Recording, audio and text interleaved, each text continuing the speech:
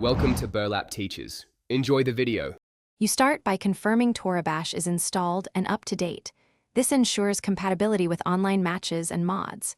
Create or sign into your account, then locate the game folder so you can add replays or custom modules. Once done, open options to set graphics, input device, and keybinds. Comfortable controls reduce mistakes.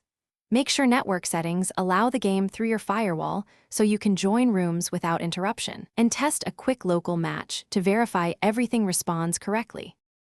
You now join a room or set up a local match. Picking the right rules matters because win conditions change your tactics. If you loaded a replay or character, align particle and mod settings so visuals don't hide limbs. Once seated, adjust camera angle, zoom, and slow motion preferences to track collisions clearly. Make sure phase and command input windows are visible. These let you preview queued moves. Finally, sync with any teammate or opponent chat, and ready up to begin executing commands. You run sequences by queuing timed commands and watching keyframes to confirm contact points. Small adjustments win fights.